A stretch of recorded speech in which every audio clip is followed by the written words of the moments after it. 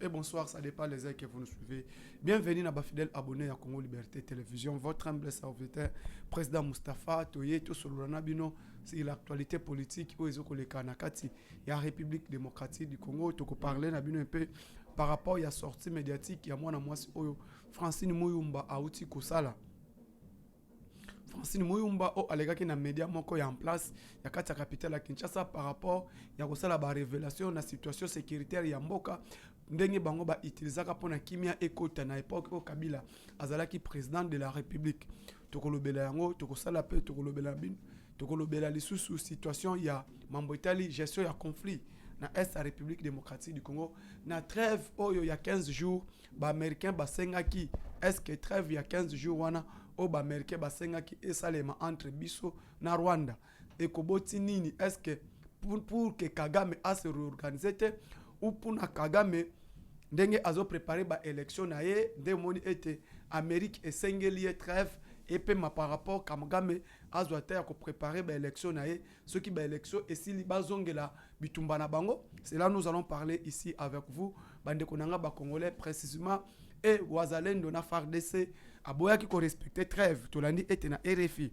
Radio France Inter ndenge bango balobi était que trêve ba et respecter mete mokolo dimanche bitumba ebundami entre les wazalendo et l'armée rwandaise UPDF na AFC ya Paul Kagame bitumba ezalaki trêve ezalaki respecté te yango tokolobela awa est-ce que aide humanitaire au Amérique a lobby trêve ezala pona ko permettre aide humanitaire ba lekisa biloko na bango ya kolia na biloko ba bash ba pesa na ba auto bengi ba réfugiés de guerre est-ce que pourquoi ba respecter yango te ba bi trêve eza respecté te tokobeta masolo awa wanakati ya Congo Liberté Télévision na pesi bino nyonso tout partout boza et par pays na monde ba mbote na bino mbote na ba congolais nyonso de père et de mère bisika bozwa mi to continuer ko pesa chef de l'état confiance pe ko pesa mapinga ya mboka forces armées de la République démocratique du Congo confiance tous à derrière notre armée derrière le président de la République et notre gouvernement bandeko. Premier point, tozobeta masolo sur cette dame Francine Mouyumba. Francine Mouyumba a outi koloba ete M23 ezalaka balonga kayango bitumba ya M23 bango balonga ka M23 mais comment il le gouvernement congolais 3 ans azokoka ko gagner kolonga bitumba ya M23 te. Pourquoi le gouvernement congolais azokoka ko démanteler M23 te bango ba démantelaka M23 n'époque où Joseph Kabila azalaka président de la République de eloko tozo solo la nabino awawa na kati ya Congo Liberté Télévision bande konangai premier point est-ce que Kabila a gagné bitumba ya M23 est-ce que le M23 a gagné yango parce que quand Mouyumba parle que Kabila a démantelé les M23 Kabila a vaincu les M23 est-ce que Kabila avait combattu les M23 Kabila a combattu les M23. C'est là les gens doivent répondre. Kabila n'a pas combattu les M23. A combattu Kayango. Parce que comme M23, c'est ça les CNDP. CNDP, comme M23. Place nini Kabila abundaka guerre na ba M23. Oye alonga ka ba M23. Nous sommes avec vous, Madame Francine Mouyumba. Yemoko alobi, il était diplomate. Azaki parmi na bakonzi. O bazaki basalaki équipe ya délégation ebanaki ko solola azaki na kati ya équipe ozaki dirigé par Raymond Chibanda et le ministre de la défense. Mouyumba parle que azalaki na kati quand vous êtes dans la position de faiblesse batika la na partie absurde batika la na noté balukaka moyen bo solola siko Mouyumba ayebisa biso place nini o Kabila abundaka na ba M23 aganyaka bango. Parce que quand il parle que Kabila a démantelé les M23, sur quel axe? Parce que M23 est comme Goma Butembo, Tikuna Nyo surtout, M23 a récupéré Kiango. Bi place nini o babundaka bitumba. Ba longaka ba M23 na mboka nini? Stratégie nini o Kabila longela ba M23 s'il n'était pas négocié entre les ministres Tutsi. Les vidéos existent, il y a des vidéos. Quand Madame Mouyumba parle que non, bango balonga ki bitumba M23. Balonga ki bitumba wapi? Babunda ki wapi parce que babunda te. Les combats va négocier qui yango ba kenda ko négocier paix. Ils ont allé négocier l'accord de paix. On dit clair, il y a eu un accord, une convention de paix signée entre les parties congolaises et entre les Tutsis congolais et les Tutsis rwandais. Et cet accord de paix a été signé à l'Ouganda. Ce que Bisabiso plus Bino Bozoloba était, Kabila a vaincu les M23. Kabila n'a pas vaincu les M23, Kabila a négocié avec les M23. Et il y a eu une négociation entre les deux parties. Entre côté Congo et côté Rwandais. Il y a eu brassage et mixage. Et cette brassage et mixage, Yango Kabila a respecté. Nebomona et Kimia et Kota, parce qu'ils ont pris tous les militaires qui na kati ya M23, bakoti ba na kati ya armée congolaise. Et c'est ça que Tshisekedi ne veut pas. Et là, Rozoboya, Tshisekedi a lingité. Parce que Tshisekedi a lingi qu'on négocié. Tshisekedi a lingi qu'on dialogue na bango te. Mais Kabila andima ki qu'on dialogue na bango, andima ki qu'on négocie na bango. Bande konanga iba ko sabino te que Kabila a vaincu. Non, Kabila n'a pas vaincu les M23. Kabila avait négocié. Parce que CNDP, après CNDP, Yangonde et Bangwe Maka M23. Mouvement du 23 mars 2009. Et si Kabila a vaincu les M23, a gagné ka bango, ba panzana ka ba kufa. Lelo ebotami ndengeni. Ebotami ndengeni. Boye bisabiso, siko M23 ebotami ndengeni. Parce que bino bolobi ete bolonga ki bitumba wana. Bolonga ki bango. Siko o lelo baza na mboka, baza banani. Ce n'est pas les M23. Kabila n'a jamais vaincu les M23. Et Kabila n'a jamais combattu les M23. Kabila ne combattra jamais les M23 parce que ce sont ses frères. Maintenant, quand il parle rencontre, il y a eu rencontre de Tutsi. Raymond Chibanda. Raymond Chibanda est congolais. Mais Balobi était un ministre Tutsi congolais. Et Madame Mouyumbo, si tu le long à peine à Bakate, nationalité n'a vraiment. Il est de quelle nationalité?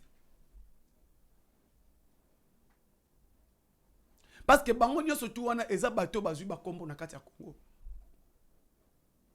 Mais bato bazui ba identité congolais na kati ya Congo. Ils n'ont jamais été là. Ils n'ont jamais été pour le Congo. Et ils ne seront jamais des Congolais. Parce qu'un frère congolais a négocié Kimiate. Mais Kabila est allé négocier et il a accepté les accords, les conventions que Kagame a présentées. Quand vous êtes dans position de, quand vous êtes pendant la position de faiblesse, status côté, il faut un peu essayer. Bango qui y a eu des fêtes, bandimaki, bakena Uganda, parce que mon amour m'a dit clair, ba négociation et bandaki na Uganda, bayokanite na Kampala, baye na RDC, bayokanite na RDC bazongi Rwanda, Rwanda bazongi Kampala, pour bazwa accord de paix. Il y a eu un accord de paix. Non que Kabila a vécu le M23, mais il y a eu un accord, il y a eu un arrangement pour qu'il y ait la paix. Et cet arrangement-là, bayokanaka nini? Bayokanaka nini? Condition nini? Oh, bayokanaka parce que l'arrangement est salement. Et arrangement na bayokanaka. Nde arrangement oh esali été lelo bitumba oyo bango bachaka terre ba M23 nabiso bitumba ekita.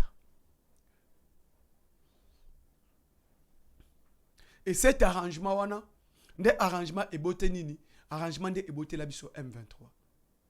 Arrangement na bango bayokani M23 bakoti na FARDC bakoti na ba institution. Wana ba arrangement o basalaka na 2009 et 2013. Parce que babani na 2009 basali arrangement, 2013 bayokani susu M23 botami basali sous arrangement. Parce que arrangement basali yango deux fois. Et c'est ça maintenant to meka ko solana bino awawa na moment aussi ko tuzali. Mes frères congolais, pourquoi Kabila est allé faire arrangement avec les M23? Arrangement à Salakango Ponani. Parce que ce qui est à l'Ingaka Congo, pourquoi Andimaki était à négocier avec les terroristes? Il est allé négocier avec les terroristes. Et pourquoi? Parce que lui qui est un Congolais, lui qui était Congolais, mais Andimi a négocié avec les terroristes au Baza Rwandais. Andima ko signé na bango accord de paix. Parce que ceux qui a gagné ka bitumba wana, akendaka na bango na bitumba alonga ka bango. Lelo o ba M23 bako bota masute na époque ya Tshisekedi. Mais ceux qui babota mina bango, pourquoi? Parce que yé a gagné ka bango te.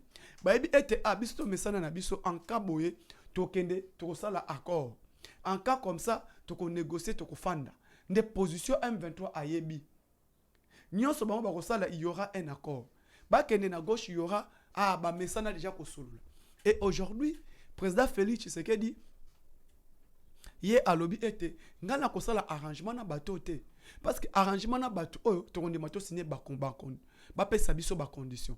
Et ces conditions là, mboka na biso eko souffrir.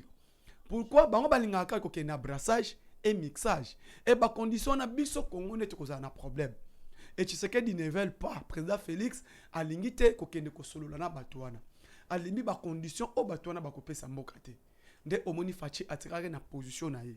Ya koloba ete dialogue ezate, négociation ezate. Et parce que celui qui na dialogue na bango, toke na négociation na bango, et kozala kaka continuer babi kete et comme nango système ezala na RDC. To bundi mwa muke toke négociation. Jusqu'à tel point que bakoya ko senga biso poste ya primature. Parce que dialogue wana bango ba osenga. Négociation ba osenga. Ton dialoguer nini? C'est là où il y a un problème. Dialoguer quoi? Bango baza ba Rwandais, biso toza ba Congolais. Bango ba Rwandais, biso toza ba Congolais. Mais bazo senga biso toke na ba arrangement na bango. Pour te négocier nini? Parce que quand il dit que non, problème ezawana loi des réfugiés. Loi de nini, loi des réfugiés eza violée. Que biso tozo respecter ba engagement te. Statut ya ba immigrants tozo respecter en côté. Mais quand les M23 sont des immigrants, ba kimi ba ko c'est immigrants na kati mboka na biso. Mais il faut pas respecter ba engagement au bakuti na mboka. Il faut pas respecter droit na statut international au bakuti ya ba réfugiés. Mais pourquoi bango bazo ko respecter en côté? Parce que bango ba bengami ba réfugiés na mboka na biso. Que biso tozo respecter ba humanitaire te. Tozo respecter bato bakima bitumba te baya na kati ya RDC. Est-ce que bango ba respecter déjà nini? Pour biso to respecter ba bona bangwana. Qu'est-ce que les M23 ont respecté dans notre pays? Ceux qui bango étaient Muyumba lobi clair que non, il fut l'ancien ministre des Affaires étrangères. Ayebi comment est-ce que diplomatie ça les marque? Comment est-ce que protéger kaba immigrants? Est-ce que bango ba respecter déjà nini? Oh biso mboka faut respecter. Ceux qui biso tozo respecter bango te en tant que les réfugiés en RDC. Maintenant que Kagame azwa batuna bazonga que les Congolais les Tutsis ne sont pas protégés en RDC. Les Tutsis congolais ne sont pas protégés en RDC. Mais qu'ils prennent les Tutsis bazonga sabango na Rwanda. Azwa bango bazonga Rwanda parce que biso tozo protéger bango te. Mais yé ako protéger bango bien ko le kabiso. Parce que bango batikal ko sala ba congolais te. Bango baza ba Rwandais, biso toza ba Congolais. Lokola ba tuti baza protéger te na mboka na biso. Lokola ya lobi ete biso tozo protéger bango te, tozo kipe bango te, bazo souffrir, tozo nyokola bango, ndeye aye na armement na ye pour a protéger ba tuti na kati ya mboka na biso. Est-ce que là, est normal? Un armée à pays mususu e kote na mboka mususu pour na ko protéger bato ba mboka wana. Est-ce que lelo ye États-Unis, baza na frontière ne baza na Mexique? Ba Mexique bazalaka na États-Unis. Bazo nyokola bango na États-Unis, Mexique azui armée na ye alongoli nango na Mexique, aye ko bundisa États-Unis na kati ya mboka na ye pona ko protéger ba Mexicains o baza na kati ya États-Unis. Est-ce que c'est normal? Est-ce que c'est normal? Parce que ye aye na armement na ye mobimba. Pona ko bundisa Congo o azana raison na ye. Pourquoi? Parce que la République démocratique du Congo ne protège pas les Tutsis. C'est ça, il faut dire. Parce que les Tutsis ne sont pas bien protégés en RDC. Et raison, oye avancé, c'est ça, bitumba, yangwana. Le lo oba Tutsi. Tant que bien protégé dans la RDC. Il est encore récupéré bango parce que baba ndeko na ye. A récupéré bango azong sabango na Rwanda parce qu'ils ne sont pas la bienvenue au Congo. Est-ce que biso tozonyo kolana ba Tutsi? Est-ce que nous avons aussi besoin de Tutsi dans notre pays? Les Tutsi congolais n'existaient pas. Yazo bundisa biso alobinini parce que les Tutsi ne sont pas protégés en RDC. Comme si dans l'histoire de la RDC, nous avons un tribu qu'on appelle les Tutsis.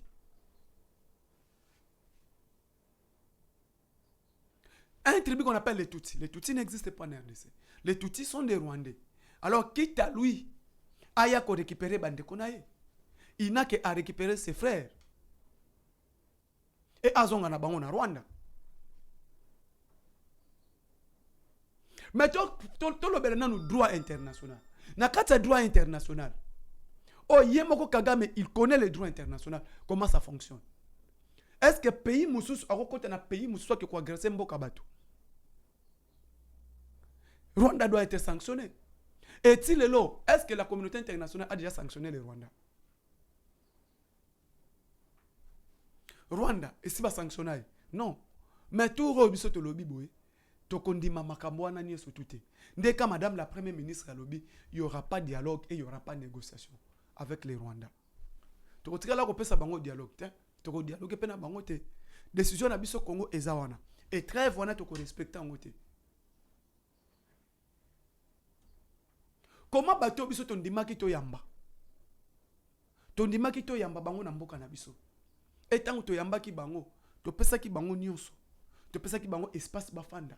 To pesa ki bango ya kolia, to pesa ki bango ya komela. Nzoka nde baza ba nyoko to yambaki.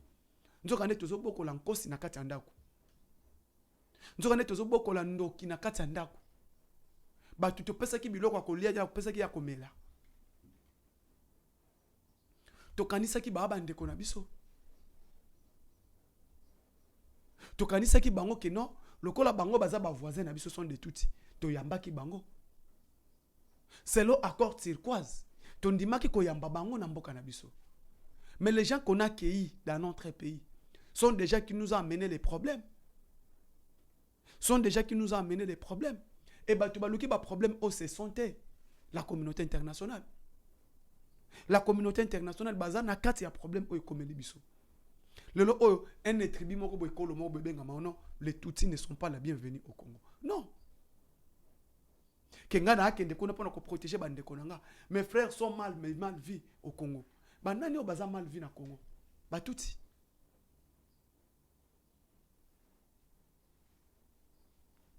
La communauté, non.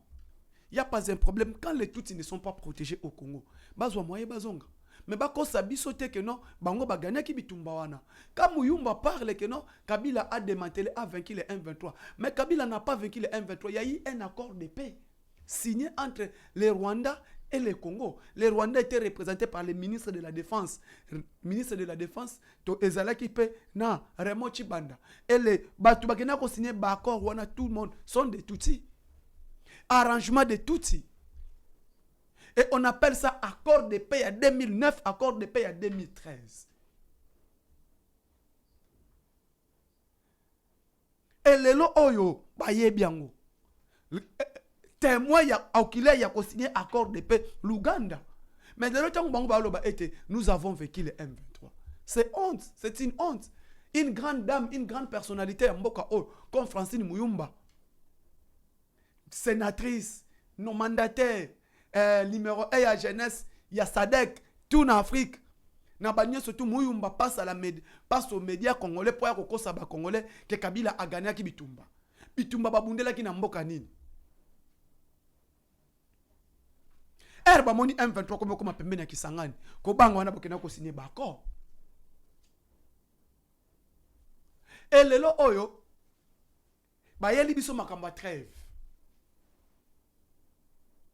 Et Moutoueli biso trêve, ezaka ka toujours la même communauté internationale. Tanga yebi sarabino, bato balinga ka biso te. La communauté internationale ne nous aime pas. Bondi makangote. Na yebi sarabino ango, la communauté internationale ne nous aime pas. Lelo oyo, les mêmes communautés internationales, o ba yebi sak biso na accord turquoise que notre fongola ba frontière na biso. Que to fongola ba frontière na biso, to yamba bato wana. Bato wana ba na ba armement, o to be ba arme, o to bengi ba FDLR. Nous avons accueilli les FDLR dans notre pays. To pesi bango ya komela, to pesi bango ya kolia. Ba FDLR wana, ba Rwandais. Ce sont des Rwandais. Ta bakota ki na mboka na biso, ya yi des FDLR, bakoti na mboka o biso to yambaki. Na bolingo na biso ya bokongolais. Na amitié na biso, ndenge Congo to mesana ko vivre. Les FDLR que nous avons accueillis ici, ce sont des mêmes FDLR qui biso le dos. Les mêmes FDLR qui ont créé les biso ba problème na kati mboka o biso to yebi. Lelo oyo batu bazo ko engorger ba congolais na est, c'est qui? Ce sont des FDLR. Et Kagame azokota na mboka na biso na deux missions, deux versions. Nazo lukela ba FDLR parce que Congo ezoko collaborer na ba FDLR pour ba agresser ngai. Wana position liboso ya Kagame. Deuxième position ya Kagame. Que non, République démocratique du Congo azo collaborer na ba FDLR. Et le wana Kagame ay kolobani. Que non, Batouti baza mal vie na République démocratique du Congo. Azo na deux versions. Les FDLR ne sont les FDLR bazo collaborer na armée congolaise. Moussou les Tutsis sont mal vus en RDC. Koto yo communauté internationale et biso nini. To zonga na accord wa Nairobi. Accord wa Nairobi to zongela na Nairobi. Soit to zongela Luanda. To zongela makamutali ya Luanda na Nairobi. Mes frères congolais, là c'est version internationale. Toyo kanani. Toyo kamakambo na Nairobi. Toyo kamakambo oyo bango ba yebisi biso ya Luanda. Maintenant Kagame quand il parle que les FDLR bazoko collaborer na RDC pour tout ça la bango bitumba. Biso ba congolais tozo collaborer na ba FDLR pour tout bundisa Rwanda. Bato bakota ki na 94. Toza na 2024. 30 ans. Même mutu o asala ki ete ba FDLR bakota na mboka na biso. Les FDLR sont de Hutu. Il y a Biarman. C'est la communauté internationale. Mais quand les FDLR sont mal vus au Congo, où se trouve cette communauté internationale? Et l'ongo wana Congo ezo ko collaborer na ba Congo ezo nyo kolaba tuti. Droit international est clair. Tant population no eza na mboka wana bazo nyo kolabango. Qui t'avoue? Bazonga mboka na bango. Est-ce que qu'est-ce que Kagame a déjà fait? Est-ce que si a sengi bande konaye o baza a o lobi ete que non Congo azo nyo kolaba nani ba tuti po bazonga Rwanda?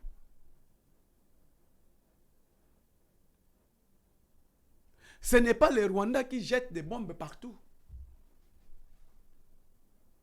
Rwanda ezo violé statia ba réfugiés. Mutazo bwaka ba bombe ti place ba réfugiés bazali. Bazo zwa ba bombe bazo bwaka place ya ba réfugiés. Na kan ya ba réfugiés, bango bazo bwaka ba bombe. Wana balobelité.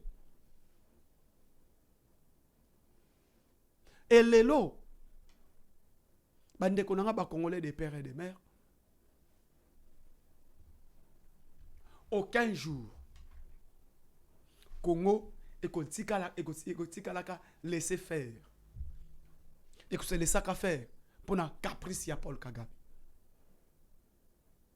Quand il parle qu'il est prêt, il y a kozongela dialogue à Nairobi na Luanda.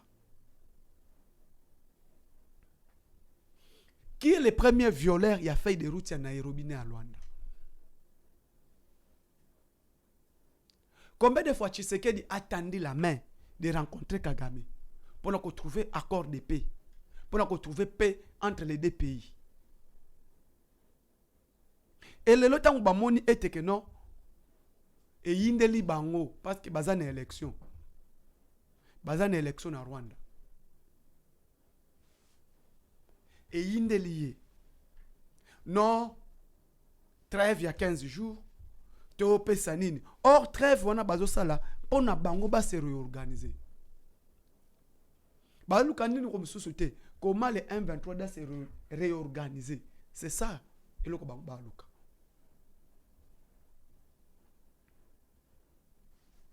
To sengi trêve à 2 semaines, les deux côtés bobundate pona bisoto ya ba humanitaire ba pesa. Or ba humanitaire wana bango ba luka couloir pour atteindre la ville de Butembo. Ba luka couloir pour atteindre la ville de Butembo. Ba ko sabato non trêve 2 semaines. Pourquoi pona bisoto ya to pesa biloko pas ba réfugié. Non. Alors ceux qui biso peut se laisser faire, bango bazui biso mboka.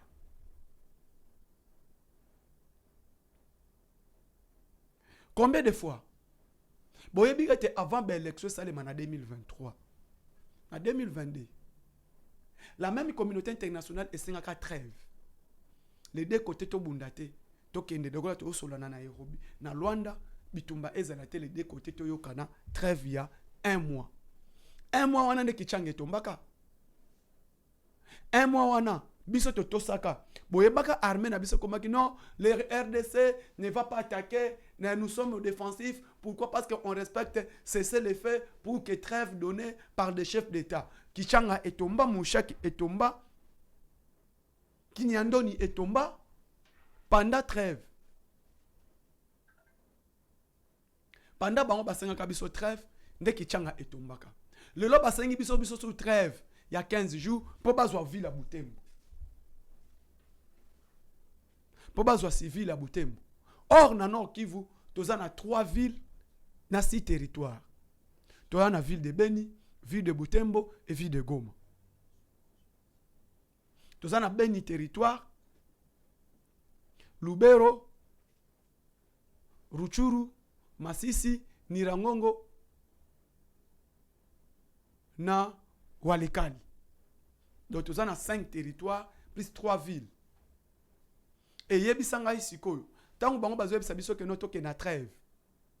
Na trêve wana, po bango basala ba avancer ba récupérer ville à Butembo. Or bitumba eza na 3, to komi na bitumba na 4 territoires. Territoire de Lubero, territoire de Nirangongo, Masisi, Ruchuru, Masisi, Ruchuru, Lubero na Nirangongo. Komba eza wana. Ce que les plus grands territoires, c'est le territoire de Lubero, et l'un des territoires les plus riches. Yambo Canabiso. C'est l'un des territoires les plus riches, l'un des territoires les plus vastes. Territoire de l'équipe à territoire Nyonso na Munene, et le territoire de Lubero. Territoire à Lubero est cause de 50, la moitié à Rwanda. Munene à Rwanda m'a demandé bomona. Lubero est cause de la territoire à Lubero. C'est que l'objectif n'a pas avancer. Herba ko avancer, bazui ville de Butembo. Ceux qui bazui ka ville de Butembo, bazwa moyen. Herba quitte vers Sud Kivu, ba décréter. C'est pas décréter, bazui parti wana nyonso tout. De Masisi, Nirangongo,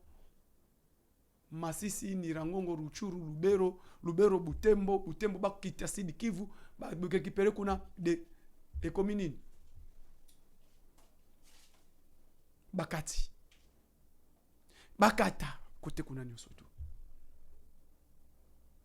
ndebo moni bande kuna biso ba congolais biso pembo kana biso tola la pongité to ko se laisser faire te lokola bango ba yela ki biso na accord turquoise bango de ba yela ki biso ba rwandais biso pe te lobi boye clair ndenge ba memela ki bango ndenge ba kotela ki bango na kati RDC ndenge pe ba ko bimisa bango. Il y aura pas dialogue, il y aura pas négociation. Les M23 sont bloqués et baza encerclés l'armée congolaise encercla ki bango wana bocha na mutu na bino bakosa bino te nini trêve wana Congo a respecté yango te. La République démocratique du Congo a déjà violé ces trêves là. Donc on respecte en côté parce que carte peut côté qu'on appelle à niveau politique international et Yindeli Kagame Kagame n'a même pas la force. Il n'a même pas la force et des moyens de se défendre. Côté qu'on a côté ba réfugié baboy ayoka côté pe Belgique a télémélié et Kagame c'est l'empire du mal. Bande côté bango était Kagame c'est l'empire du mal. Kagame est sorcier. Il y a une sur les canaux politique interne. La politique n'a qu'à rejoindre Grand Lac. Rejoindre Grand Lac Mobimba. Bayebi était Kagame. C'est lui qui sème le désordre. N'a qu'à rejoindre Grand Lac. Kagame, il a un problème avec l'Ouganda. Il a un problème avec le Burundi. Il a un problème avec le Tanzanie. Problème avec la RDC. Même le Soudan. Kagame, il a un problème. Pays tout n'a tangé les bino. Kagame, il fait un problème. Ne omoni bande kunanga ba congolais. To landa oyo batu bazolo bate. Mais to rejoindre des armées. To soutenir mboka na biso. Trêve wana biso to boya ki yango. Trêve wana ezate. Nous n'allons pas accepter cela. Trêve wana ba kosa bino ba humanitaire ba koya ko pesa biloko kolia. Nzoka ba koti la bino minduki ba koti la bino batuti. Bako la bino batuti. Parce que ndenge déjà au moni koto depuis que cette guerre a commencé. Famille politique Joseph Kabila les a positionné. Parce que Kabila a une famille politique. Sa famille politique bazo soit pas nan. Famille politique na bazo soutenir nan. Ils sont avec les Rwandais. Ils sont du même côté avec les Rwandais. Mais biso tolobi toko laisser faire te. Nous sommes là pour soutenir notre pays et soutenir notre nation. Pas question. Il y a Mambotali à M23, dans la République démocratique du Congo. Totelema, to bundela mboka peut soutenir mboka ol. Ba M23 baza encerclé na Lubero. Boko samate kanya bayonga wana to lingi bango. Ko linga to lingi bango nde biloko bakebi misa ba trêve na bango. Ba yebi ete moyen batu na bango ba forcer, ba avancer ezate ba lingi bango. Koto Julien Paluku, ndeko nae, a rejoindre M23. Ndeko Paluku a rejoindre M23. Est-ce que tu es bien? Ah, bino bozo rêve kaka makambo boye. Mais koto batuana, bazo ko landa na bango na bango.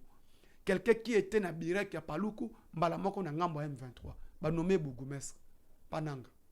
Merci beaucoup na ba Congolais nyoso tout bolanda kabiso. Na kati ya Congo Liberté Télévision, plus 243 89 86 52 097, plus 243 89 86 52 097. Ciao, à la prochaine.